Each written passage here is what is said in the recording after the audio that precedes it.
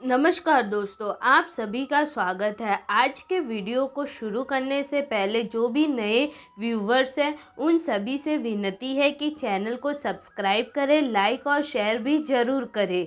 आज के वीडियो में हम महर्षि दुर्वासा के बारे में पढ़ेंगे। चलिए शुरू करते हैं। महर्षि दुर्वासा बहुत ही प्रसिद्ध और महान ऋषि थे। उनके पिता का नाम अत्रि और माता का नाम अनुसुईया था। उनके दो भाई भी थे, महर्षि दत्तात्रेय और चंद्रदेव। ये तीनों ही ब्रह्मा, विष्णु और महेश के ही अंश माने गए हैं। महर्षि दुर्वासा को भगवान शिव महेश का अंश माना जाता है। कहा जाता है कि महर्षि दुर्वासा बड़े ही क्रोधित स्वभाव के थे। एक दिन की बात है, इंद्र और इंद्राणी पृथ्वी लोक में घूम रहे थे कि तभी उनकी मुलाकात महर्षि दुर्वासा से हुई। तब उन्होंने महर्षि दुर्वासा को प्रणाम किया। यह देखकर महर्षि दुर्वासा प्रसन्न हुए और आशीर्वाद के रूप में एक फूलों की सुंदर माला भेंट की।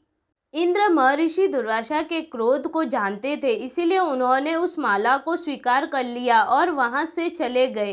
थोड़ी ही दूर जाने के बाद इंद्राणी ने इंद्र से कहा कि हमारे स्वर्ग में तो बहुत ही सुंदर सुंदर फूलों की माला हम पहनते हैं, यह माला हमारे ऊपर शोभा नहीं देगी। इसीलिए उन्होंने उस माला को फेंक दिया। महर्षि दुर्वासा को जब इस बात का पता चला तो उन्हें बड़ा क्रोध आया और दोनों को श्राप दे दिया कि तुमने जिस स्वर्ग के वैभव के कारण मेरा अपमान किया है वह तुमसे छीन जाएगा। तभी असुरों द्वारा देवलोक पर आक्रमण होता है और देवताओं से उनका स्वर्ग छीन लिया जाता है। इंद्र को अपनी गलती का एहसास होता है और वह क्षमा मांगते हैं। परंतु स्वर्ग पर अधिकार करने के बाद असुरों ने पृथ्वी पर भी अपना अधिकार करने का निर्णय किया। इस प्रकार असुरों द्वारा पृथ्वी पर मनुष्यों को प्रताड़ित और अत्याचार करने के कारण चारों ओर त्राही त्राही मच गई। तभी सभी देवता इंद्र के साथ भगवान शिव की शरण में गए। तब भगवान शिव ने असुरों और देवताओं के बीच में एक समझौता करवाया, जिसमें कहा गया कि समुद्र मंथन के द्वारा जो भी सामग्री प्राप्त होगी उसको असुरों और देवताओं में बांट दिया जाएगा और स्वर्ग लोक पर देवताओं का और पाताल लोक में असुरों का अधिकार होगा। यही कारण है कि महर्षि दुर्वासा के ही श्राप के कारण समुद्र मंथन हुआ था। इसी प्रकार महर्षि दुर्वासा एक दिन कण्व ऋषि के आश्रम में गए, परंतु कण्व ऋषि आश्रम में नहीं थे। जब उन्होंने आश्रम में देखा तो उन्हें शकुंतला दिखाई दी। उन्होंने शकुंतला से पूछा कि महर्षि कण्व कहाँ है, परंतु शकुंतला राजा दुष्यंत के ख्यालों में खोई हुई थी। उसे खबर ही नहीं थी कि महर्षि दुर्वासा वहाँ आए हुए हैं। उसने महर्षि का ना तो आदर किया ना सत्कार किया। इससे रुष्ट होकर महर्षि दुर्वासा ने शकुंतला को श्राप दे दिया, जिस व्यक्ति के ख्यालों में खोकर एक ऋषि का अपमान किया है वह उसे एक दिन भूल जाएगा। पौराणिक कथाओं के अनुसार कहा जाता है कि महर्षि दुर्वासा ने माता रुक्मणी और भगवान श्री कृष्ण को भी श्राप दिया था। इसी के कारण उन दोनों को 12 वर्षों का वियोग सहन करना पड़ा था।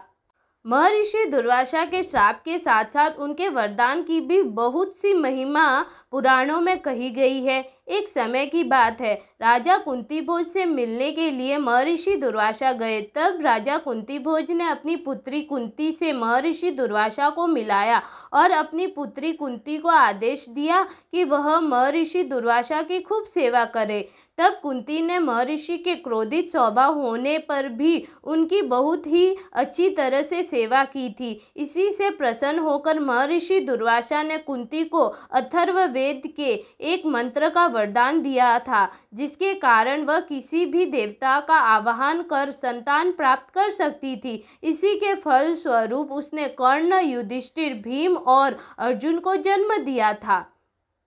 ऋषि दुर्वासा अत्यंत बुद्धिजीवी थे और उन्होंने कई ऋचाओं की रचना की थी। ऋषि दुर्वासा ने अपने तप से सभी सिद्धियों पर जीत हासिल कर ली थी। ऋषि दुर्वासा ने यमुना नदी के किनारे अपने आश्रम का निर्माण किया और अपना पूरा जीवन आश्रम में बिताया। ऋषि दुर्वासा का विवाह ऋषि अम्बरीश की कन्या से हुआ था। ऋषि अम्बरीश दुर्वासा की क्रोधाग्नि को जानते थे। पुत्री के साथ कोई अनिष्ट न हो, इसके लिए उन्होंने ऋषि दुर्वासा से बेटी से कोई भी भूल होने पर क्षमा दान करने की प्रार्थना की।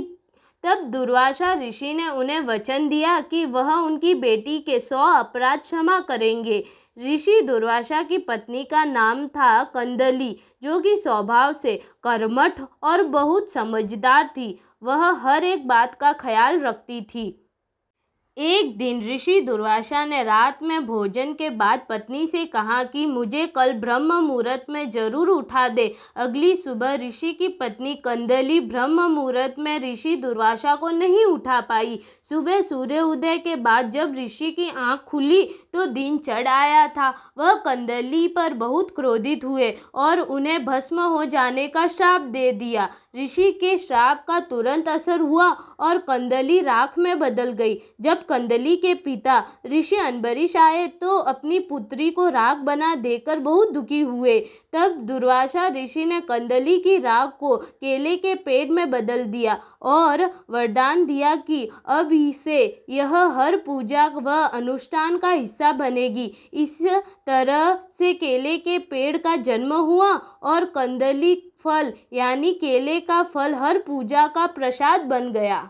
ऋषि दुर्वासा त्रेता युग, द्वापर युग और सतयुग में भी जीवित थे। दुर्वासा ऋषि रामायण और महाभारत काल का भी हिस्सा रहे हैं। दोस्तों, यहीं पर हमारी कथा समाप्त होती है। यदि आपको यह वीडियो अच्छा लगा हो तो इसे लाइक और शेयर ज़रूर करें। ऐसे ही वीडियोस को देखने के लिए चैनल को सब्सक्राइब करें और वीडियो को अंत तक देखने के लिए आप सभी का धन्यवाद।